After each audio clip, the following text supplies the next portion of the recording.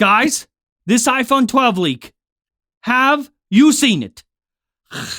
Have you seen it? Want tech news in a way that doesn't suck? Subscribe and turn on notifications cause I said so.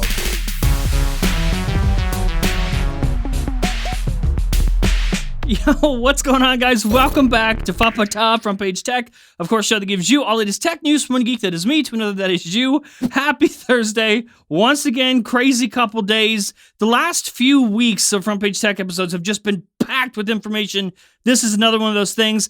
I got some drama that I got to respond to because I guess that's my life now. First, we're going to cover a news story, and then then I'll do my response to the thing. Either way, let's do this. Alright, so first up for the day, story numero uno. You've probably seen this floating around the internet, either in articles, on Twitter, on Instagram, on YouTube videos. It's these images right here. They originally came from an account called Fudge on Twitter, which, by the way, Fudge is a friend of mine, so you can trust him. Now, we gotta split this one up in parts. First of all, the images themselves. A lot of people are wondering, are they real? I can, in fact, confirm and tell you, yes, they're legit. They're real. I know that because I have them. Both of them. 1 and 2. Now, what are they exactly? Well, they're sort of just like reference images. They're in a very specific internal build, not like a consumer or beta build of iOS 14 that we, the public, will ever get.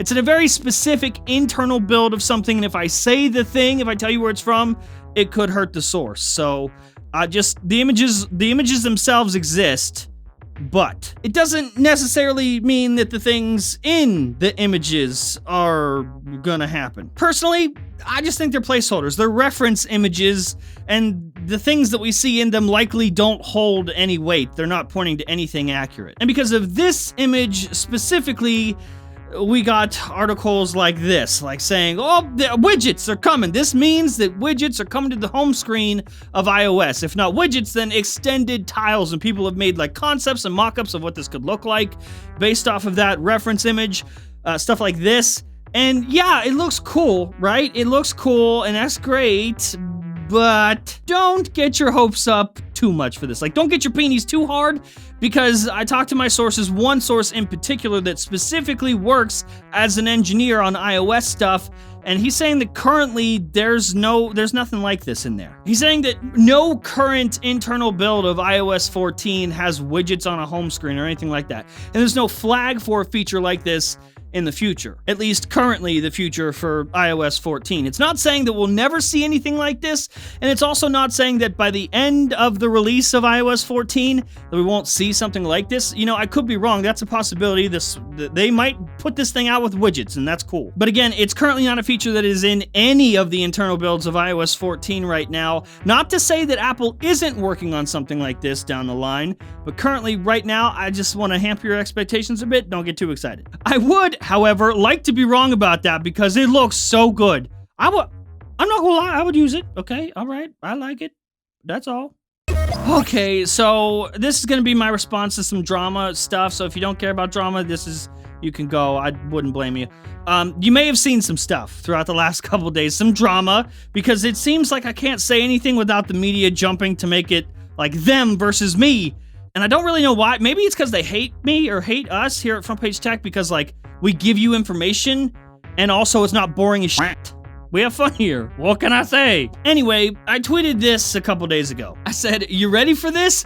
Apple over-ear headphones, codename B515, think like the Bose 700 or like the QC35. They're going to be priced around $350, and currently Apple is going to try to aim those for WWDC.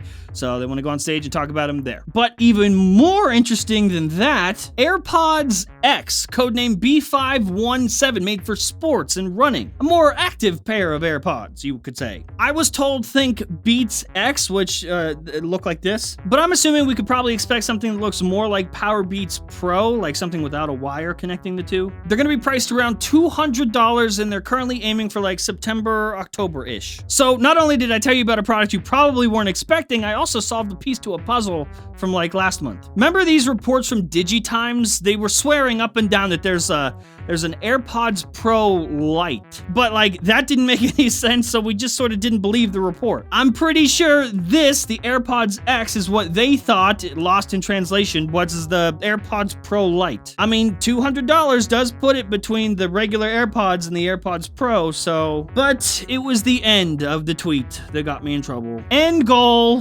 phase out Beats. Did you see that? Did you catch that part? Those last three words broke the fucking internet. Immediately, article after article after article. But there's one media outlet that hates me more than most. The good old folks over at 9to5Mac. This website, for the most part, refuses to actually say or use my name, which is cool, that's fine, but they still actively try to discredit me. I mean, who knows why? Probably because I'm just that YouTube guy over here making funny noises on the internet, while they're over there, the esteemed bloggers clickety-clacking, typing away like journalists on 9to5Mac. A few hours after my tweet came out, they wrote an entire article based on the last three words in my tweet. And they didn't include me or my tweet. Instead, they cited reports.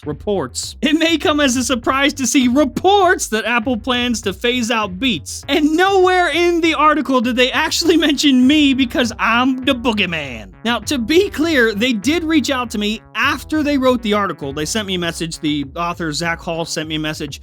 And he just warned me that an article was about to come out about me, but it doesn't actually mention me. But if I really wanted them to, they would link my tweet or something. No, actually, that's not how that works. My response was, do what you gotta do. I'm confident in my info. And I even said this publicly on Twitter. I said, I don't want to interfere with your report. I got more integrity than that. That ain't my life. That's not what I'm doing. If your first instinct as a journalist was to write an article about me while refusing to mention me, then that's how the article should stay. I'm not gonna fight you on that. I'm not gonna respond with like, oh, Zachy Poo, please put me in, please put me in, please link my tweet in your article, please. No, I don't need you that bad. If you really wanted to journalism hard, you should have messaged me and asked me for a comment or for me to clarify my tweet instead of just being like, hey man, I'm gonna put an article about you, hope you're not mad. Nope, you were just set on making your own assumptions and writing an entire article based on 3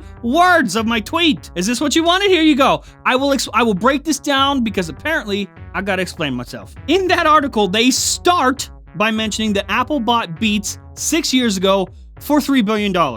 That's how they started the article. That was their first point. To which I say, okay, so Tim Cook wipes his butthole with $3 billion. Last year alone, Apple made $12 billion off of just AirPods. Just AirPods. When Apple bought Beats back in the day, AirPods weren't a thing. Apple wasn't making 71% of the total revenue in the wireless headphone market. Something you reported on, by the way. See, there's your logo. The landscape is different now. The market now isn't the same way it was 6 years ago, and it would actually benefit for Apple to absorb what's left of Beats hardware talent. Think about it, guys. John Prosser isn't the crazy one. Think about this. Beats does not have the best reputation, at least not the reputation that Apple wants anymore. According to my sources, Apple would just rather make everything in-house and ship with an Apple logo on it. Apple and the AirPods brand themselves are far more valuable than that Beats logo. I'm not saying it's right. I'm not saying it's fair. I'm saying it's happening. I mean, we've been wondering, like, why is Apple continuing to make different audio headphone-like products, especially products that are similar to Beats, if they just own Beats? That's because eventually it won't be a thing. They won't be running parallel to each other. And I am not saying that Apple will be killing off the Beats brand tomorrow. I'm saying that it will happen over time as Apple builds out their own audio hardware lineup. When they're confident enough in that, that's when we'll see less of Beats. Another point in the article was that with Beats, Apple makes money off of Android users too. So they can't get rid of Beats, right? Hey, they don't give a shit about that either. They just want you using an iPhone. You need evidence for that too? They just acquired Android's most popular weather app, Dark Sky, something that users were paying for.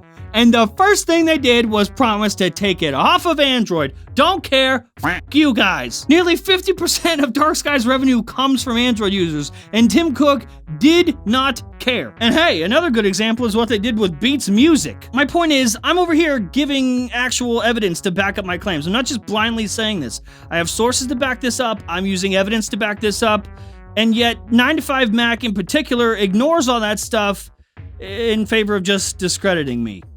For some reason. And while they're dismissing me, while I'm over here offering actual evidence, their evidence was 9to5Mac can report that this is not a strategy Apple plans to pursue. I mean, seriously, their evidence was literally 9to5Mac said no. Oh, and then they like put a quote, they put a tweet from one of their other writers in the article as like another point to that, I guess. I don't know.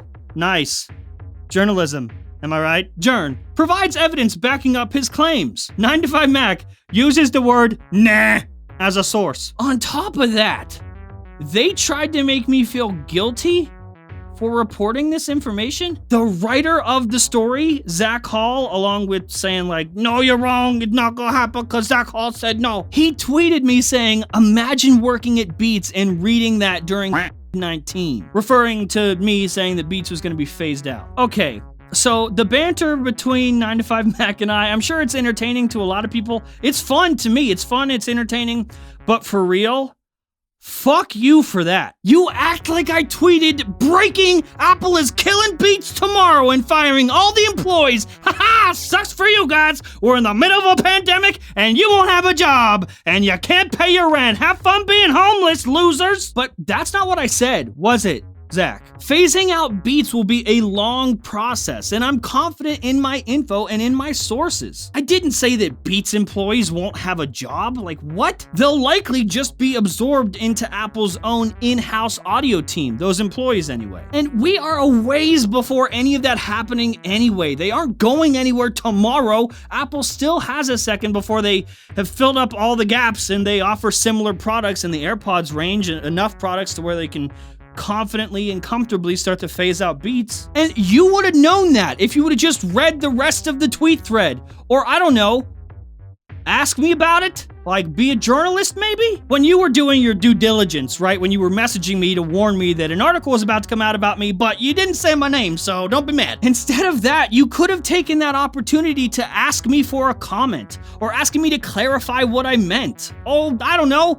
doing any other level of journalistic work on this one would have been cool. Now, this time was the most blatant one, but this isn't the first time you've done the whole John Prosser's wrong because 9to5Mac said so thing. And the same guy who's saying that Apple definitely won't phase out Beats in the future is the same guy that said the iPhone 9 or iPhone SE was coming out last Friday. And when I joked about it on Twitter, he said 3 colors, 5 cases, 3 storage options, and the name. That's the story. You know, don't worry about the release part, the part we got wrong. Zach. No, it wasn't. Literally the first thing in the headline of the article is exclusive iPhone launch imminent. And trust me, we've taken screenshots, we've saved the different edits of your articles. You've gone from as early as tomorrow, which was last Friday, to earlier this week, which has now come and gone. And now your response is, well, imminent is subjective. It could be whatever you want it to be. I mean, if you didn't know that part, why did you even include it in the story? Or I don't know, maybe quote the guy that did give exact dates. I went on record like 2 weeks ago and gave everyone launch dates, possible launch dates for the iPhone 9 or iPhone SE, whatever they call it. The main date that I gave was April 15th, which is next Wednesday, but I also threw in a wild card saying that they might try to throw off OnePlus and announce the iPhone 9 and iPhone SE on that Tuesday, which is the 14th instead. And even after the 9to5Mac report came out that said it was coming out last Friday and everyone doubted me and said I was wrong, I didn't change my report. I didn't budge on those dates. I'm either right about them or I'm wrong about them. I'm comfortable with both of those options. But I can't go back and like edit my article, change the meaning of my words, or say something like, oh, for next week for real this time. You guys can doubt me and my sources all you want. I'm cool with that because you'll figure it out eventually. You can believe that I'm making it all up. That's cool. But spending so much of your time actively trying to discredit me is super lame. I mean, even the top comments on your own website are starting to see what you're doing. 9to5Mac is like that YouTube troll that leaves comments on our videos every day, except they have a whole website for it and they're scared to say my name. Listen, all right? Instead of going back and forth like this all the time, every day, how about I offer a solution? Sound fair? Instead of always putting me in a position to have to defend myself, how about we just work on something together next time? If you're gonna write something about me or about something I reported, reach out to me, ask for a comment, ask for me to clarify stuff. I will answer all your questions. I'll be completely transparent with you. That goes for any media outlet, and we can work together on a story like that. If not, if you don't wanna do that, if you're gonna write a story about me but not actually include my report, don't write about me at all.